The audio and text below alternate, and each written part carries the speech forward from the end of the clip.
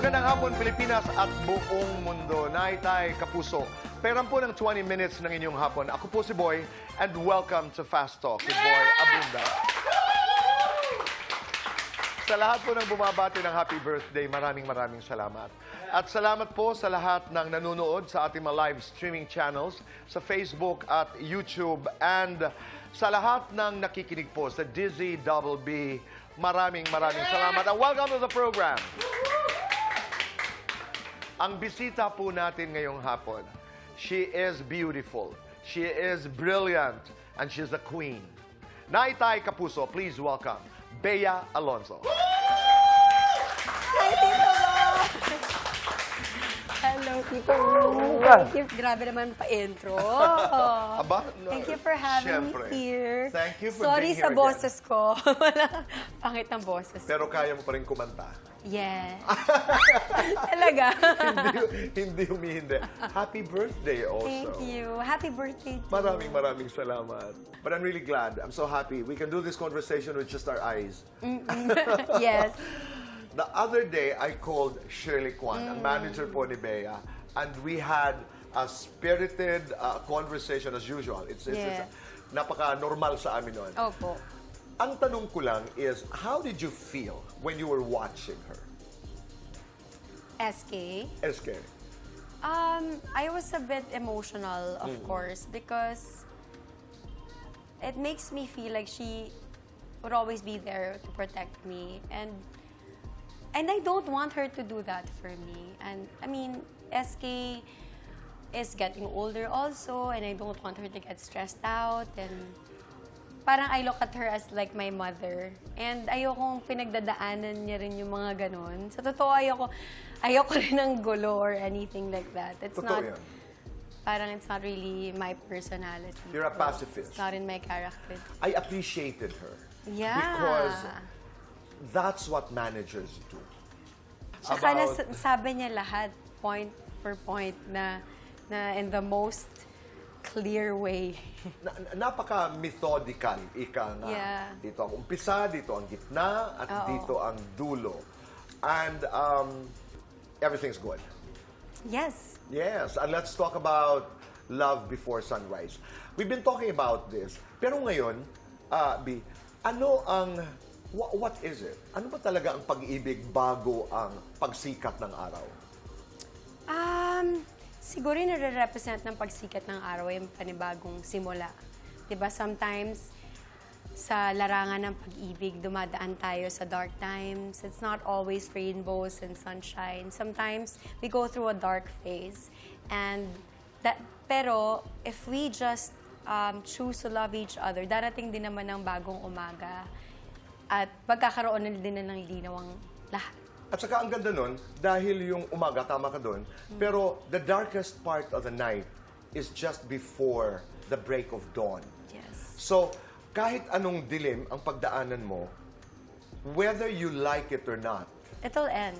oo, And- sisikat ang araw. Yes, and as long as you have each other, malalagpasan nyo rin lahat.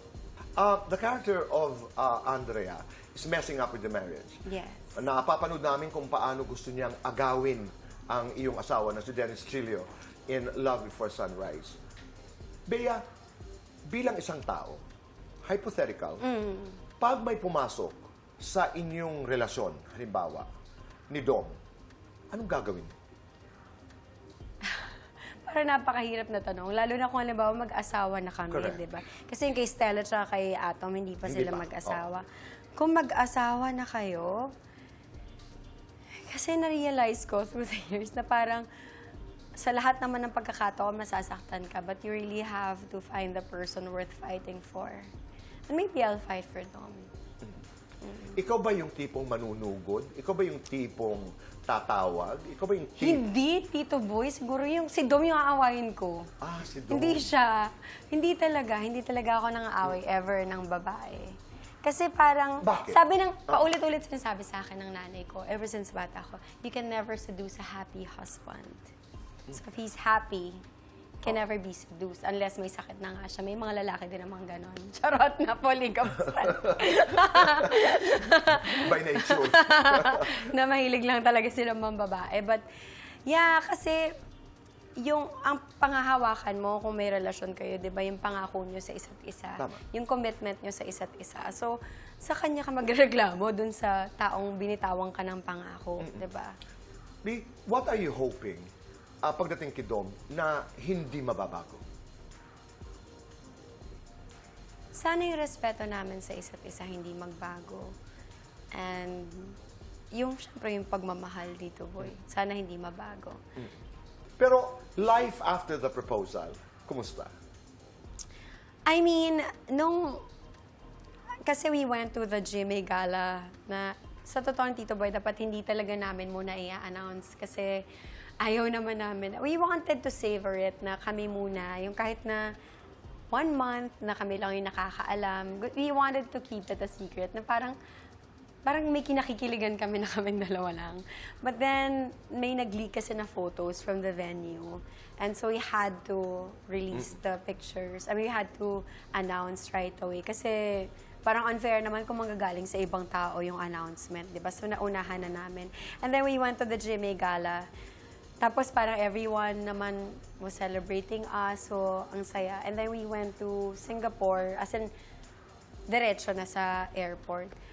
Para kaming nagliligawan ulit. Ganun pala yun pag may second phase, pag merong another chapter na nabubuksan, kilig na kilig kami sa isa't isa. Tapos, ang sweet kasi lahat ng mga Pilipino nakakasalubong namin, sineselebrate na, ay, congratulations! Batingin ng ring! Batingin. So, ang cute na parang matagal na kami magkakilala. So, syempre, lahat ng emotions naman na yun, just like in any other relationship, nagpa-fade yun di ba? Nandun yung parang bugso. Tapos nandun kami ngayon sa parang chill na ulit kami. We went to Europe together. We were able to spend time together. Pero mas real na yung nag-aaway na kami ulit. Lahat naman ng tao. Di ba?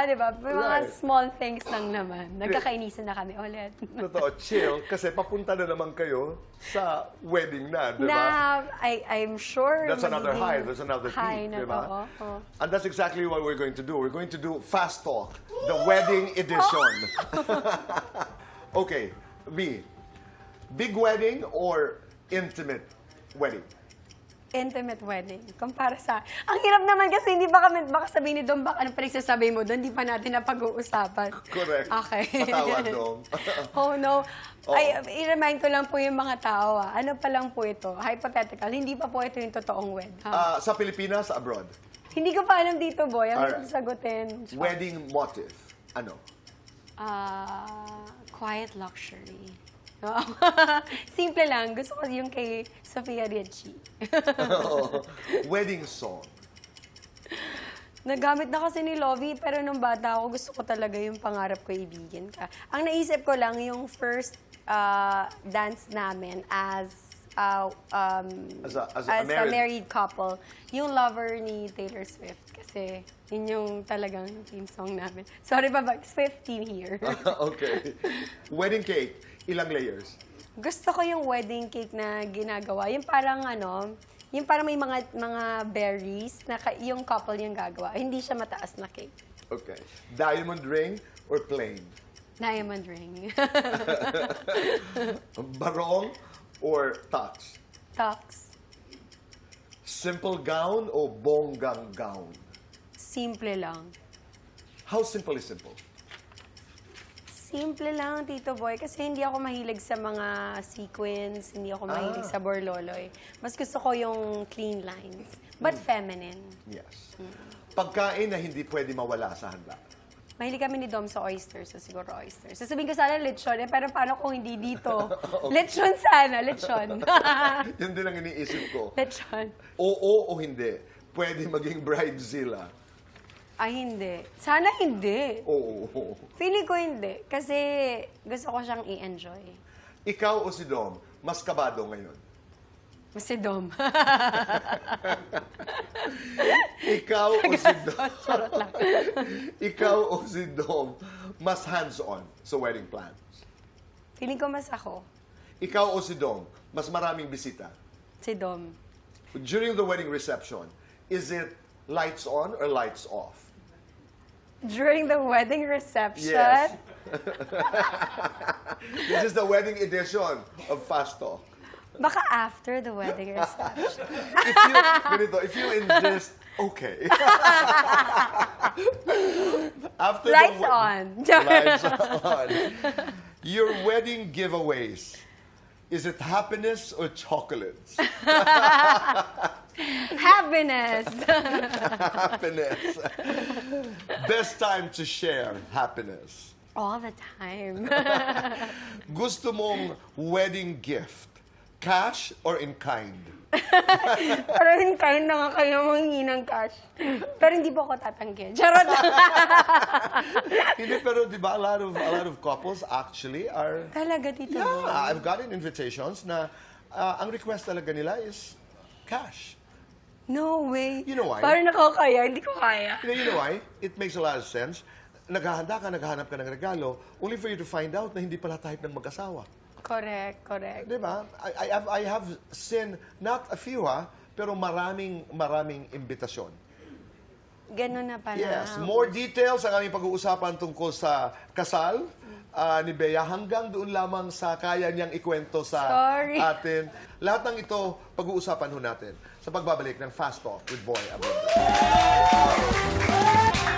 Kami nagbabalik po dito sa Fast Talk with Boy Abunda. Kasama pa rin po natin, Bea Alonzo. Kanina sinabi mo, mas kabado si Dom. Tell us more. I guess sa whole thing, kasi pa nag-uusap kami, syempre, not in a sense naman na kabado siya magpamilya. He would always tell me he's very excited to build a family with me and have kids. Actually, mas excited kami to have kids together. It's just that, I guess ginakabahan siya dun sa, syempre dun sa mga sunod-sunod na mga magiging parties, and he's never really thrown a big party before, so I guess mas kabado siya doon. Feeling ko, kabado kami pareho sa budget. Charot lang. Sabi mo kanina, Dom, mas maraming bisita.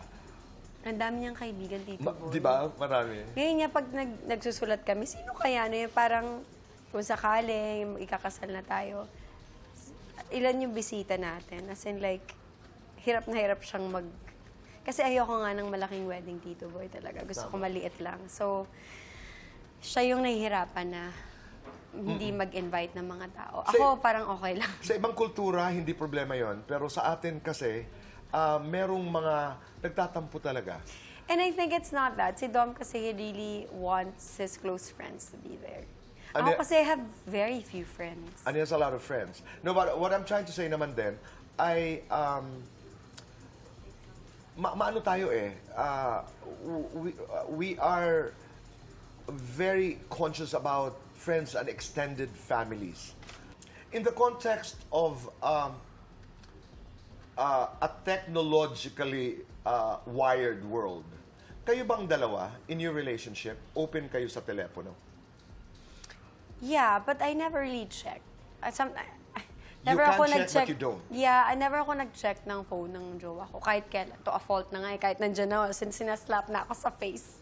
Hindi talaga. So, like, I never did.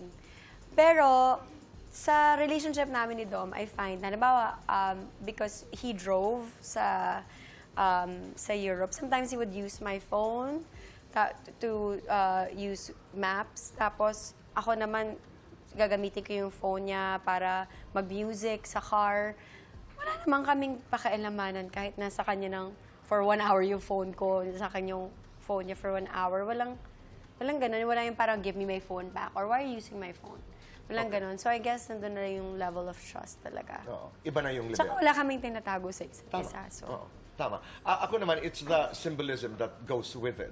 May mga tao na this is me. You know, it's an invasion of part of me. But I agree. Ako parang I'm all for individuality. Even if you're a couple, even if you're a married couple, sa point of view ko, there are things na dapat hindi man kinikip. It's just that there are things that may boundaries na dapat hindi mo Oo. hindi ka nagsastep dun sa boundaries. Buo kang pumapasok sa relasyon. Yes, and Oo. feeling ko maganda rin may mystery pa rin. I It agree. keeps the romance alive, I guess. That's true. May you prosper and may you have a bountiful life. Thank you. Bea, ang dasal mo for your marriage, what is it? Sana manatiling nasa center ng relationship namin si Lord to guide us. And sana doon sa next chapter na papasukin namin, mas lumalim yung pagkakaintindihan namin, yung pagmamahala namin sa isa't isa. And to your future children, one day, they'll click at mapapanood nila ang pag-uusap na ito. Oh my God! Di ba? It's exciting. Nakaka-emo. What Oo would nga. you tell them?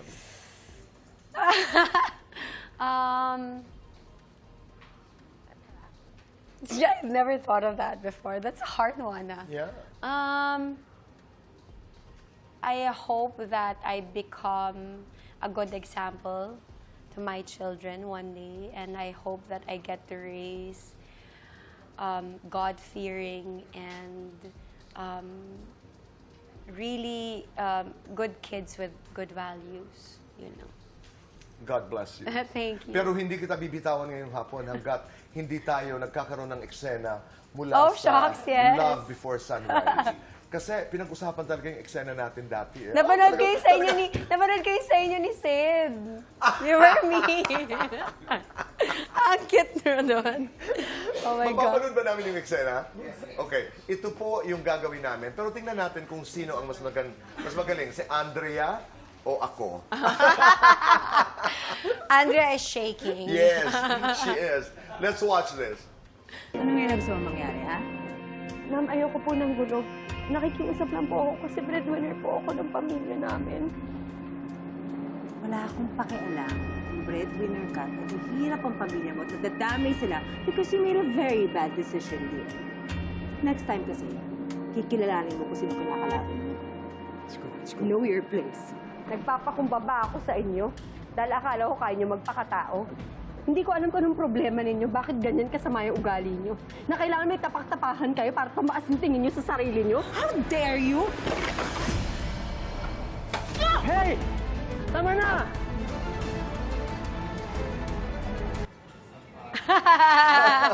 May isang pala na nag-level up na tayo, Tito Boy. Oo. Pero ano lang naman to. Siyang Susan, halika ikaw si Jason Abalos. Dito ka sa likod ko. Dito ka, naka-ano ka lang. Oo. Galingan mo naman. Wala pa sa atin kumukuha eh. Kung ano ginagawa na natin. You know, lahat na ng klase. Okay, you ready? Ready. Okay. 5, 4, 3, 2, action! So, ano ang gusto mong mangyari ngayon? Ma'am, nakikiusap lang po ako kasi breadwinner po talaga ako ng pamilya namin. Wala akong pakialam kung breadwinner ka. Wala akong pakialam kung naghihirap ang pamilya mo. Naghihirap ang pamilya mo because of a very bad decision. Dinadamay mo sila. So next time, kilalanin mo kung sino ang kalaban mo. Know your space. Nakiusap ako sa inyo dahil akala ko kaya mo magpakatao. Hindi ko alam kung bakit ganyan yung ugali mo. Na kailangan mo may tapak-tapakan na tao para tumaas yung tingin mo dyan sa sarili mo. How dare you! How dare you! How dare you! How dare you! How dare you!